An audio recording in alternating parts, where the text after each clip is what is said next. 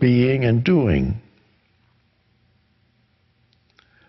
Otherwise, you can only experience presence and being when you're sitting absolutely still or you're not being disturbed by anything. That's fine too, at least you have it then. But it's not enough. So as you rightly say, the question is a good one. How do you balance that with paying bills and so on? In other words, activity in daily life. How can you have that awareness in your daily activities rather than lose yourself in the doing?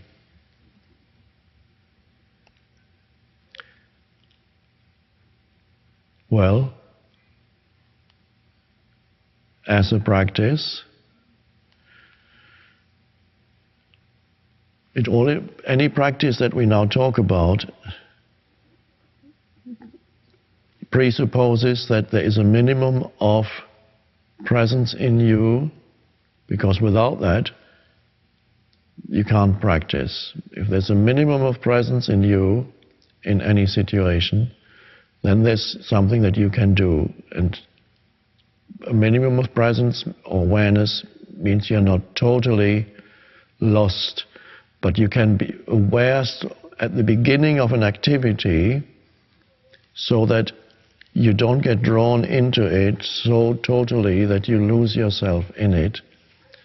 And usually it means the future becomes more important than the present moment. That means you're becoming lost in doing. That's a good indicator. The future moment becomes more important than this moment, and you need to deal with that. So as a conscious practice, you can do, what do I need to do now? Okay, well, you mentioned paying bills and having to make a living, whatever it is that you do. The present moment, is it a means to an end for you, or are you honoring the doing in this moment so that it is not primarily a means to an end? Are you trying to get to the future moment more than you want to be in the present moment? That's usually the case with unconscious living. And usually people are stressed because of that continuous movement of the pull of future, which is no more than the pull of a thought of future, because there is no future out there. I've never seen it. So the future is the thought of future.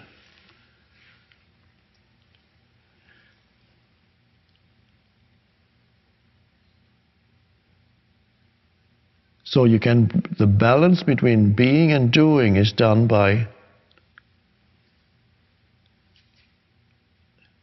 being present in the doing, by giving your fullest attention to the doing, rather than believing that you need to get to the end of the doing. Give your fullest attention to whatever your activity is in your daily activities. Don't make it a means to an end. That includes any human interaction. Low-quality human interaction, we've all experienced that. Low-quality human interaction is when you meet a human being who is treating you as a means to an end. And so you become reduced to, if you see somebody in a restaurant, you become reduced to a customer. And so he's not a human being. If you see a doctor, you become reduced to a patient. He doesn't see you unless he's aware, or she doesn't see you. You become a patient. You become reduced and only wants to get it over and done with.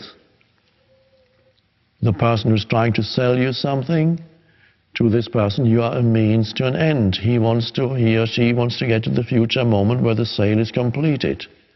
If you refuse to go along with it and you're not going to buy what he's offering, he's going to be in a negative state. And the negative state in him is already present even while he's talking to you and still wanting you to sell something.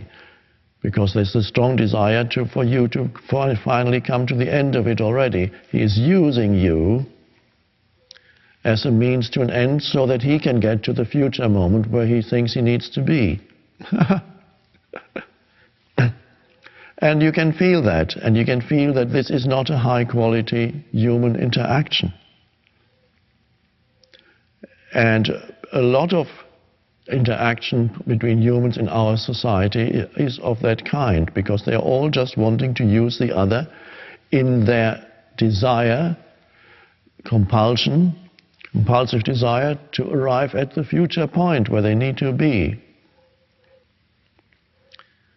So life gets reduced to something unpleasant, superficial. Nobody's here, they're not there. Only so, instead of demanding that these people should change, of course it needs to start with you. Don't make this moment into a means to an end, because it's precious, it's all you ever have. And whatever appears in this moment is precious. It's the form that this moment takes. So if you're with another human being, it's a precious moment. It's the form that this moment takes. Don't make it into a means to an end. Honor the form of this moment. Honor this moment. So if you're dealing with another human being, let's say in business, you're honoring this moment. You're honoring this human being. You give, in other words, you give this moment your fullest attention. You give the other human being who happens to be there at this moment your fullest attention. Your attention isn't 50, 60, 70% in the future where you want to be. No, it's here completely. And then if you're a waiter, you will see that your tips increase 100-fold if you give every guest in your fullest attention and not treat them as a means to an end. If you're a salesman, you'll be extremely successful because the people will love you, because everybody loves to be given fullest attention. So you realize the situation, that every life situation is secondary. Whatever it consists of is secondary. Primary is your practice of presence, of attention, of awareness.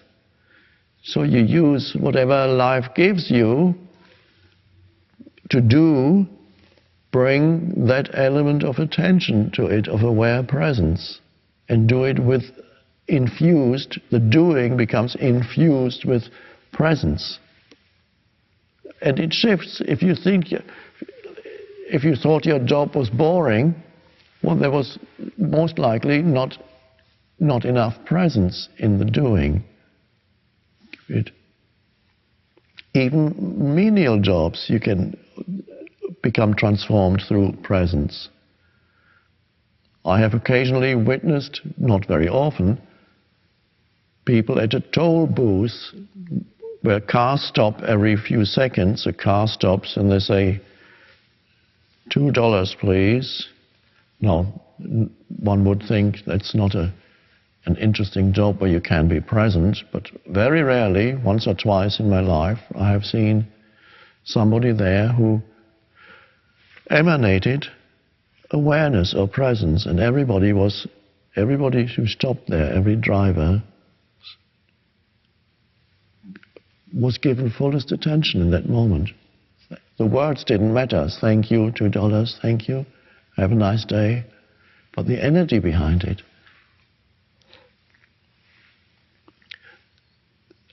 Again, what we said earlier, situations are secondary, whatever happens. They're all, so treat your whole life as an excuse. Whatever situation arises, it's an opportunity for bringing the dimension of presence or awareness in. Don't believe that the situation is what absolutely matters. What absolutely matters is your state of consciousness. Secondary is what you do. In other words, who you are or what you are The stage of consciousness is primary. The doing flows out of the being. It's a practice. Daily life is spiritual practice.